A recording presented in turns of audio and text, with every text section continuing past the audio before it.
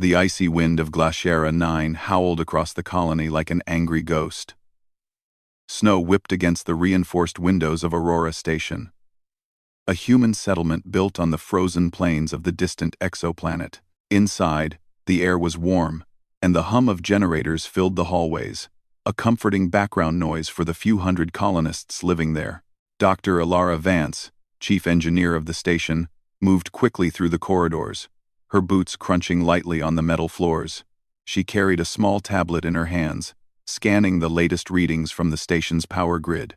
Something was off. The numbers flickered, jumping up and down in ways they shouldn't. Ilara, called Marcus Reel, the station's communications officer, from the doorway of the control room. "Are you seeing this?" Ilara glanced up.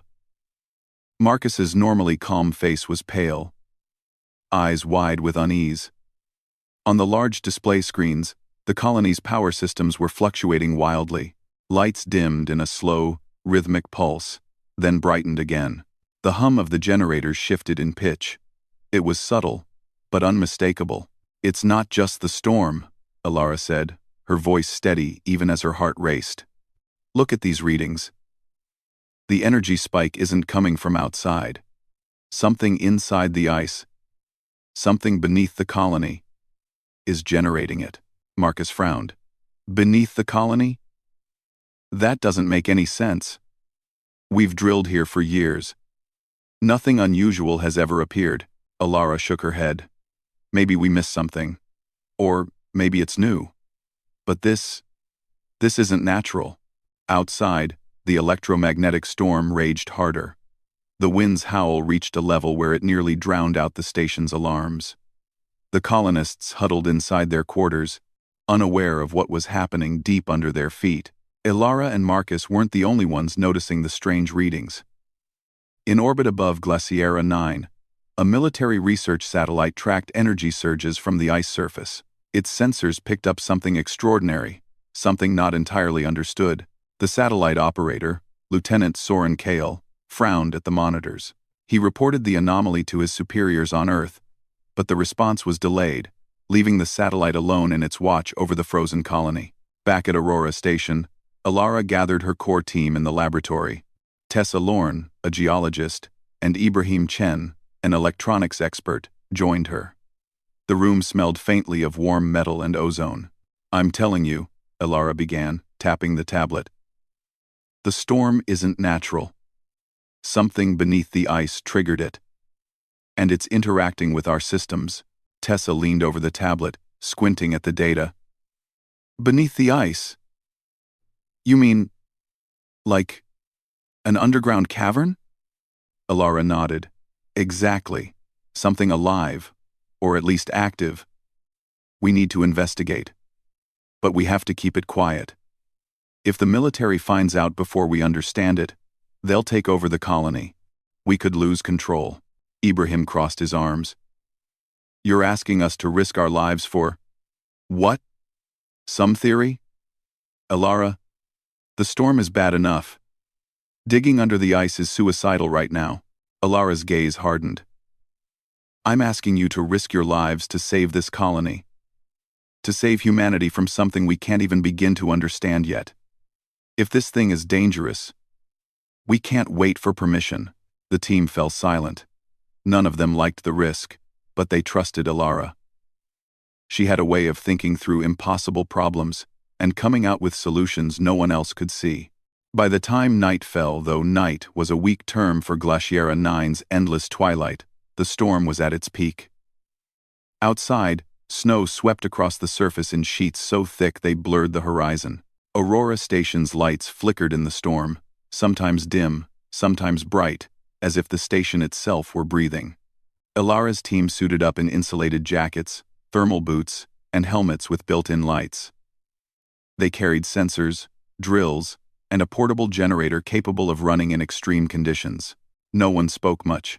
The storm's intensity left little room for conversation. Every step across the ice was a reminder that even one mistake could be fatal. They reached the site where the strange readings were strongest. Ilara set up the sensors, placing them carefully over a barely noticeable rise in the ice. The readings spiked immediately, confirming her suspicion. The energy wasn't random. Something was pulsing beneath the frozen surface. Suddenly, the ground beneath them trembled slightly. A low, resonant hum filled the air, vibrating through the soles of their boots and deep into their bones. Tessa gasped, gripping her equipment tightly. "Did you feel that?" she asked, her voice trembling. Elara nodded. "It's coming from below." Ibrahim frowned. "Alive? You mean like sentient? Not necessarily sentient," Elara replied carefully. "But it's reacting to us, to our presence, to our minds. Maybe. That's why the storm is happening. It's responding to human activity." The team looked at each other, the weight of the discovery settling on them.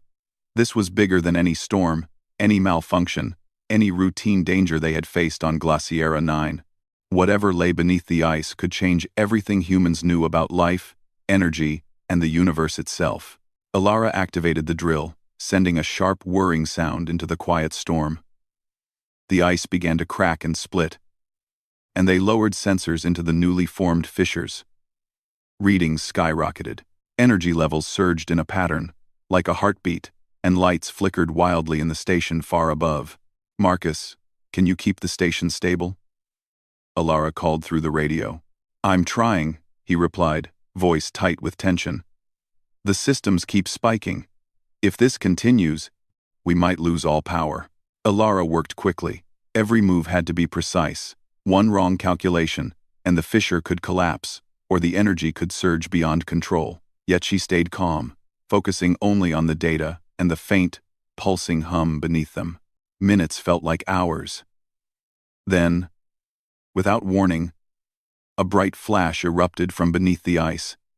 The team instinctively ducked, shielding their eyes. When they looked back, they saw something impossible. A network of crystalline structures, glowing faintly blue and pulsing rhythmically, had emerged through the fissure. Tessa stepped closer, mesmerized. "They're beautiful," Elara's mind raced. "They're more than beautiful. They're alive in some sense. They interact with energy, and maybe consciousness. We need to record everything." Ibrahim adjusted his equipment. "This is insane. We could be standing on something that humanity has never seen before. Something that could destroy us if we're careless." Elara nodded. "And that's why we must be careful. Nobody else can know. If the wrong people find this, if the military intervenes prematurely, it could be catastrophic." The storm outside began to fade slightly, but the energy from the crystals didn't. It was as if the storm and the underground structures were connected, like two halves of a system, feeding and reacting to each other. The colony above remained oblivious, sleeping under the false security of lights and warmth. For the first time, Elara felt the weight of responsibility settle fully on her shoulders.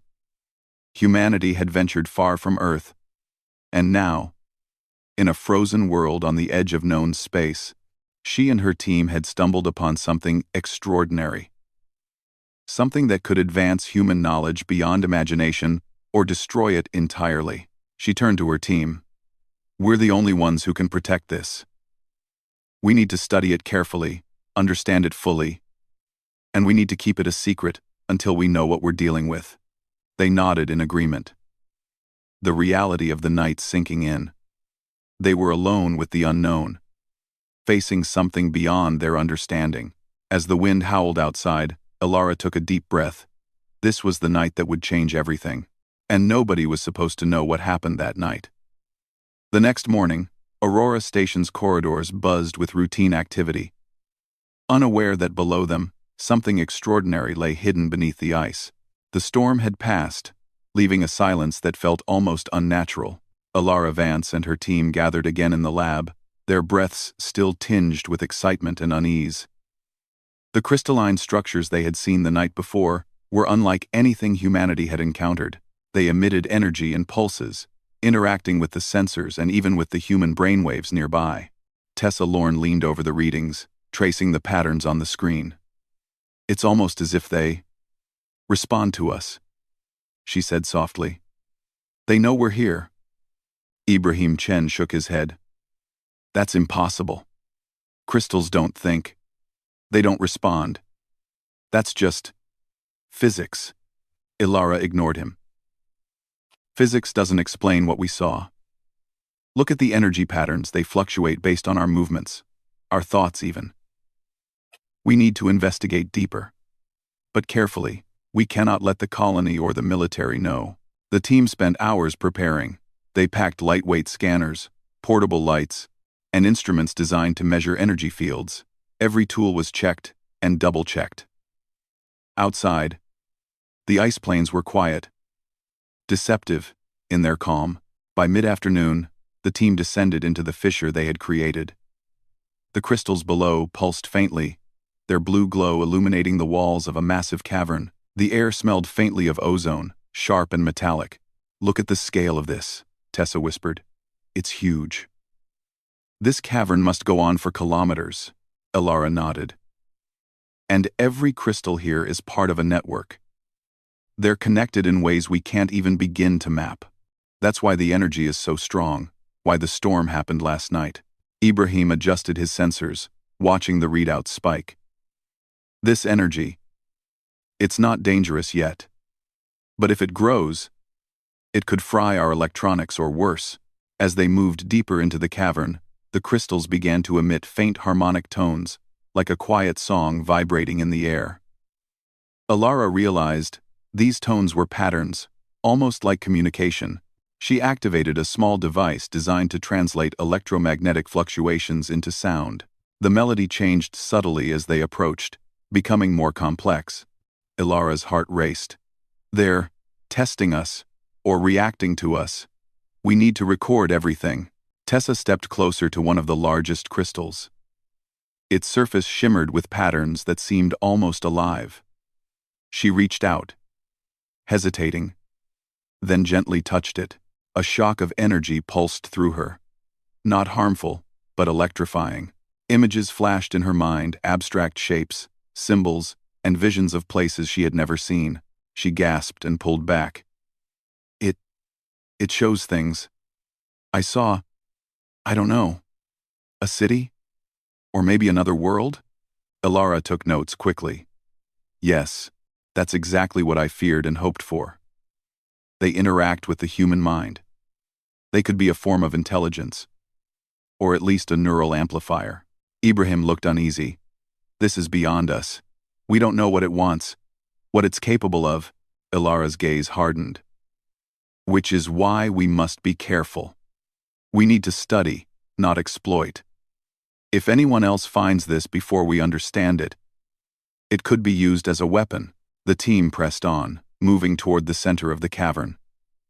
The crystals there were larger, forming structures that resembled towers, their glow brighter, more intense. As they approached, the energy readings spiked dramatically. The sensors beeped in warning, but Ilara's determination was stronger than caution. Suddenly, the cavern vibrated. A pulse of energy shot through the ground, and lights flickered on the station above. Marcus's voice crackled over the radio. Ilara, what's happening? The colony's power systems are spiking again. It's unstable. Ilara's fingers danced over her tablet. It's the crystals.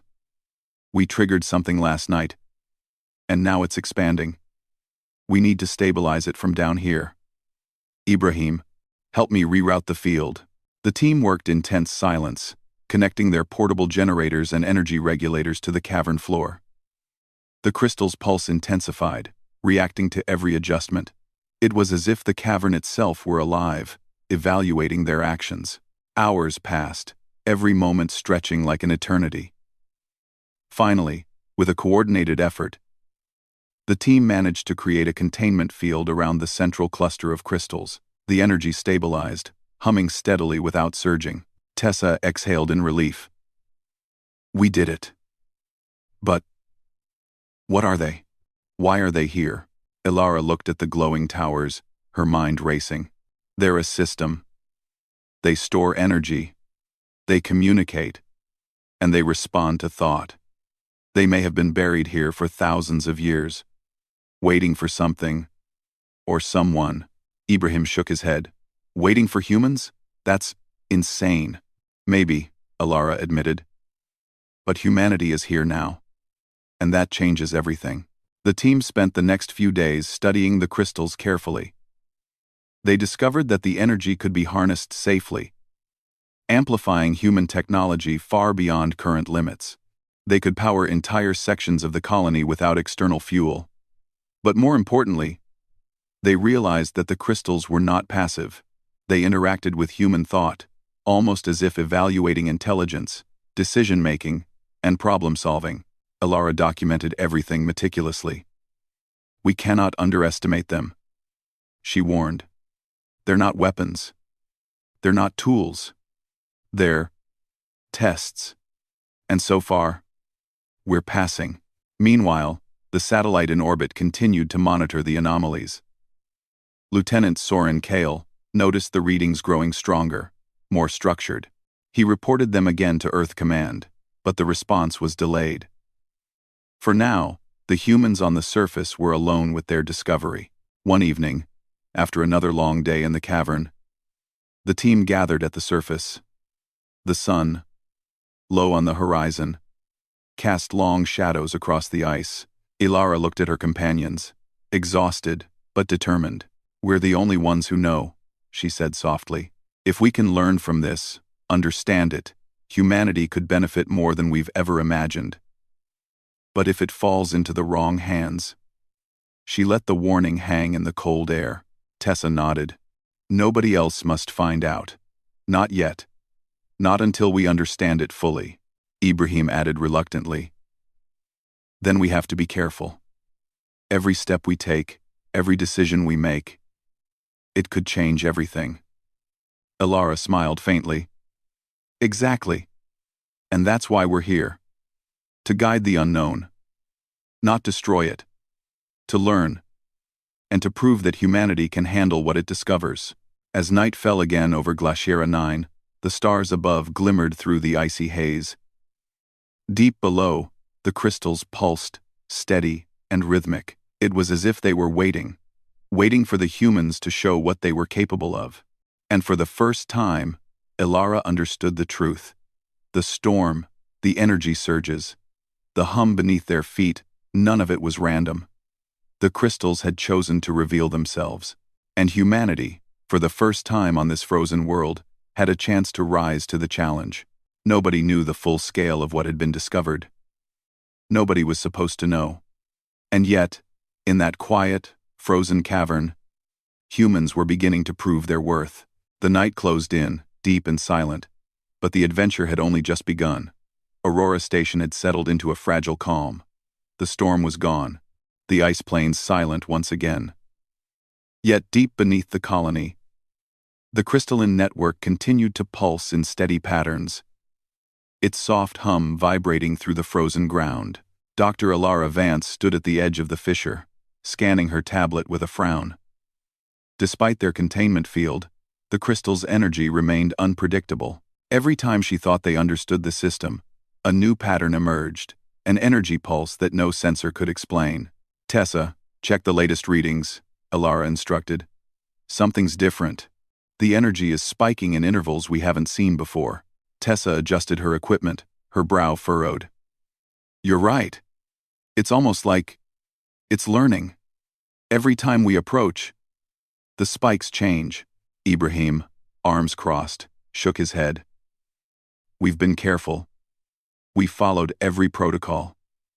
How can it keep surprising us? Alara didn't answer immediately. She knew it wasn't randomness. The crystals weren't just responding, they were testing the humans' actions, evaluating every adjustment.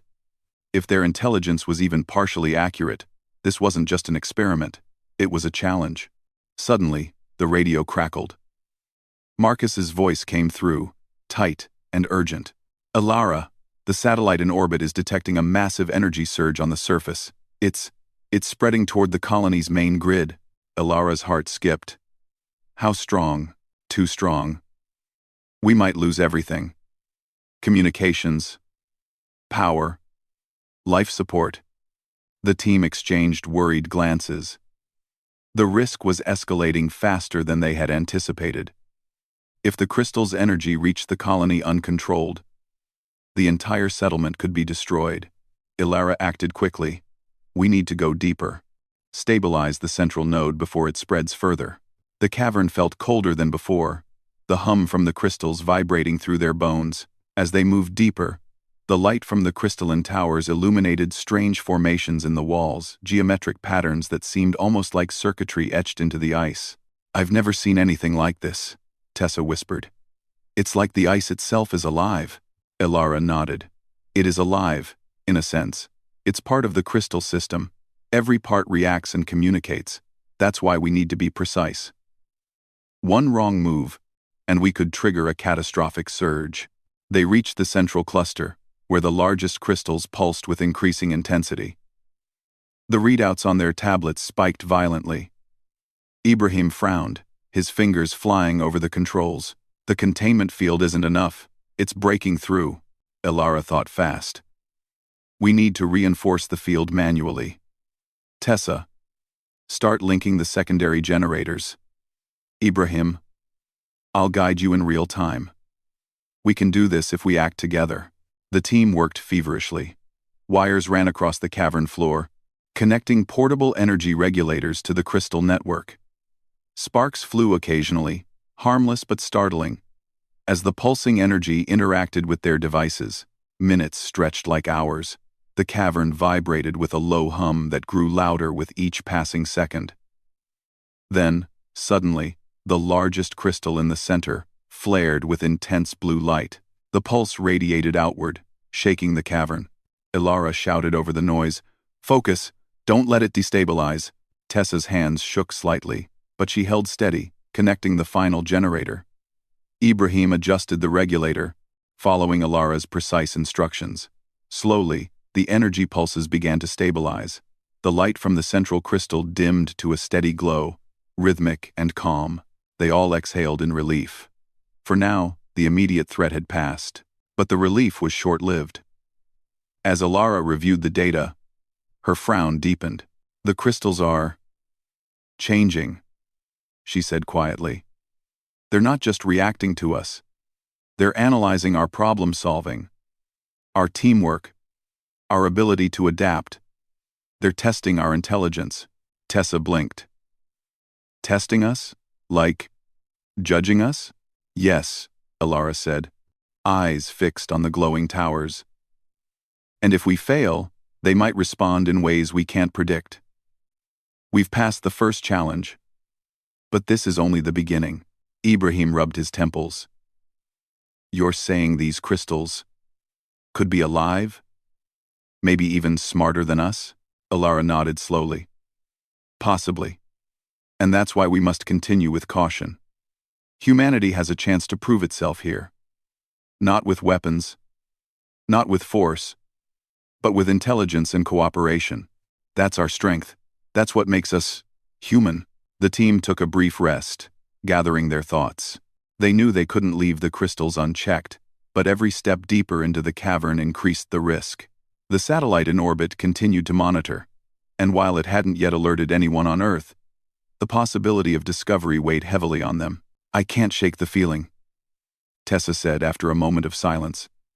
"That they're alive in a way that we can't even imagine. Watching us. Learning from us." Ilara smiled faintly, though it didn't reach her eyes. "Exactly. And that's why we must be the best versions of ourselves down here. Intelligence, patience, creativity. All of it matters now." As night fell again over the ice plains, the team returned to the surface briefly to gather supplies. The colony appeared peaceful, unaware of the struggle unfolding beneath their feet. Aurora Station's lights glimmered faintly in the darkness, a fragile barrier between human civilization and the unknown forces below. Ilara studied the horizon. "We need to keep moving. The crystals aren't done with us yet. I can feel it. There's more to learn, more to prove." The next day, the team returned to the cavern, moving cautiously. The crystal's pulses had become slightly faster, more complex. The harmonic tones resonated through their helmets, forming a melody that seemed almost purposeful. Ilara adjusted her sensors, analyzing the frequency patterns. "They're communicating," she said softly, "not with words, but with energy and thought. Every pulse, every vibration, it's a message, and we're the audience." Ibrahim looked skeptical. "A message? To us? From crystals?" "Yes," Ilara said firmly. "Think of it this way. Humanity has always faced the unknown. This is the ultimate test, and the only way to succeed is by understanding, not destroying." As they moved toward the central cluster again, the crystal's energy intensified. The air itself seemed to vibrate, tugging at their suits and equipment. For a brief moment, Tessa's mind filled with visions, abstract shapes, impossible structures, and glimpses of distant stars. She gasped, overwhelmed. "Are you okay?" Ilara asked, placing a hand on her shoulder. Tessa nodded, trembling. I think they're showing us something. Images. Places we've never been. Knowledge we don't yet understand." Ilara studied the readings. "Yes. They're not hostile. They're teaching us. If we can learn to interpret these signals, we can harness their power safely." Hours passed as the team experimented carefully. They developed methods to interface with the crystals without triggering uncontrolled surges. Each step forward was met with new patterns, new pulses, and new challenges. Every action required cooperation, careful thought, and ingenuity. By the end of the day, the team had mapped a small portion of the central network. The crystal's pulses had stabilized, and the harmonic tones had shifted into a gentle rhythm, almost like approval. Ilara smiled faintly. "We're making progress. Humanity is proving itself. Not through force, but through intelligence, creativity, and unity." Tessa nodded. Exhaustion etched on her face. "It's incredible. And terrifying. But beautiful, too." Ibrahim, still cautious, added, "We're lucky they're teaching instead of punishing. If we misstep, who knows what could happen?" Ilara's eyes hardened. "That's why we must be vigilant. Every decision, every experiment, it matters. Humanity has a chance here to rise to the occasion, to show that we can handle the unknown responsibly." As the team prepared to return to the surface, the cavern hummed softly, the crystals glowing in quiet approval. It was a moment of triumph, and a reminder that the true challenge was only beginning. Above, the stars of Glaciera 9 twinkled coldly, indifferent to the humans struggling below. But down in the cavern, the future of humanity and its reputation in the eyes of the unknown was quietly being forged. Nobody outside the core team knew what was happening. Nobody was supposed to know. And yet, humanity was proving, step by step, that it could rise to the challenge of the cosmos. The days after the initial discoveries blurred into one another. Aurora Station above remained calm, unaware of the extraordinary events unfolding beneath their feet. Deep in the cavern, the crystalline network pulsed steadily, its harmonic tones weaving through the icy walls. Dr. Ilara Vance and her team moved carefully among the glowing towers, their focus unwavering. Every step they took, every adjustment to the containment field, every measurement and note was part of a delicate dance. The crystals had taught them patience, cooperation, and precision, and now, humanity had to prove itself worthy of this knowledge. "Ilara," Tessa whispered, her voice barely audible above the hum, "I think they're reacting differently now. The pulses, they're almost like breathing." Ilara nodded, studying the readouts.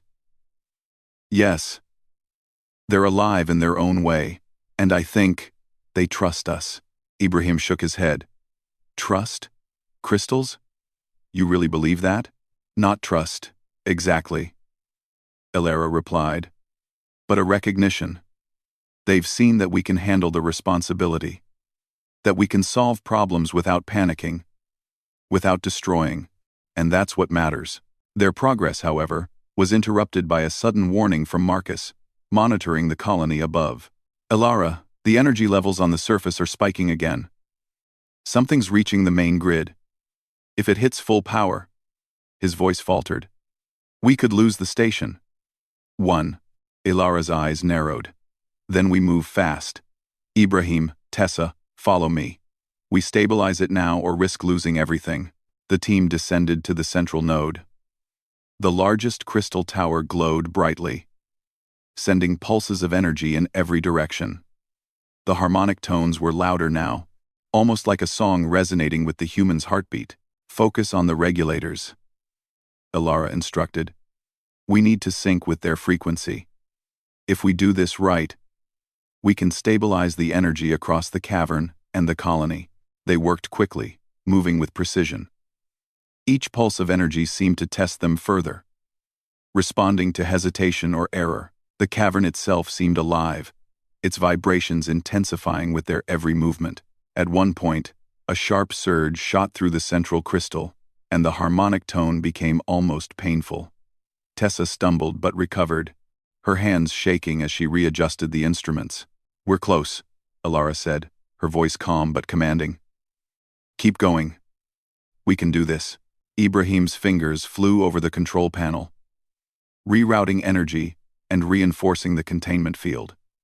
Slowly, the pulses began to stabilize.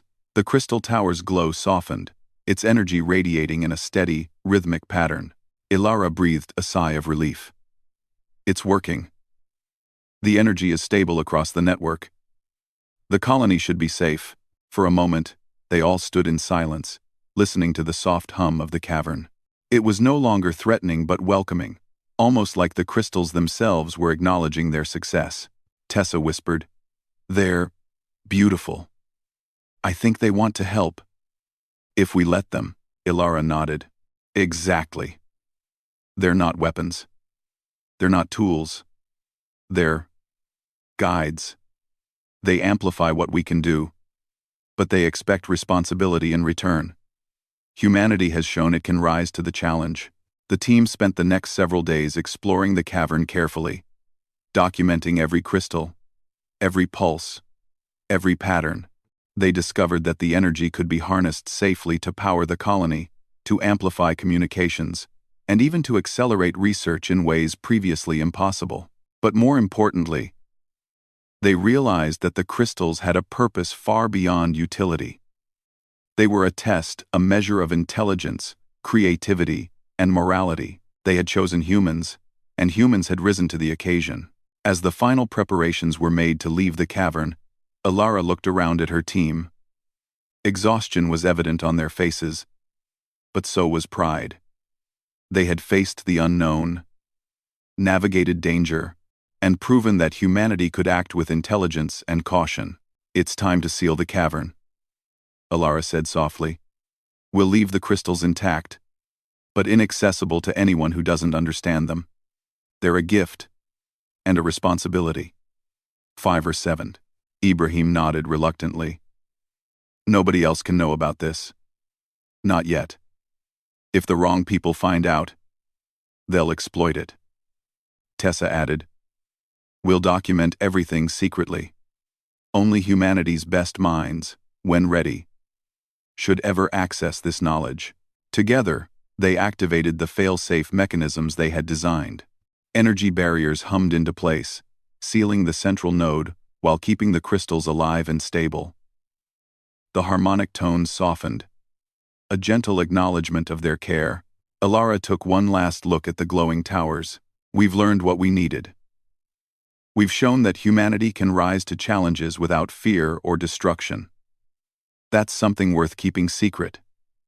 Until the time is right. Back on the surface, Aurora Station appeared peaceful, the icy plains stretching endlessly beneath the stars. The colony went about its routine, none the wiser of the monumental events beneath their feet. The storm had been a warning, the crystals a test, and humanity had passed. In her quarters, Ilara recorded the final notes in her personal log. Nobody was supposed to know what happened that night, yet humanity has proven itself. We faced the unknown, adapted, and preserved life and knowledge. This is our responsibility, our triumph, and our duty. Someday, the world may learn of this discovery. But until then, it remains ours. a testament to what humans can achieve when intelligence, courage, and morality guide our actions. The team gathered one last time, sharing a quiet moment of triumph. No words could fully capture the weight of their experience. They had stared into the unknown and emerged not just unscathed, but stronger, wiser, and more united than ever. As Ilara stepped outside, the stars over Glaciera 9 sparkled coldly, indifferent yet magnificent. Somewhere beneath the ice, the crystals pulsed gently, a silent companion to humanity's quiet victory. And though nobody outside the core team would ever know, the events of that night had marked a turning point. Humans had faced the unimaginable, solved problems no one else could, and proven that intelligence, teamwork, and moral courage could rise above fear and uncertainty. In the frozen silence of Glaciera 9, humanity had left its mark, not in conquest, not in destruction, but in wisdom, restraint, and brilliance. Nobody was supposed to know, but humanity had succeeded,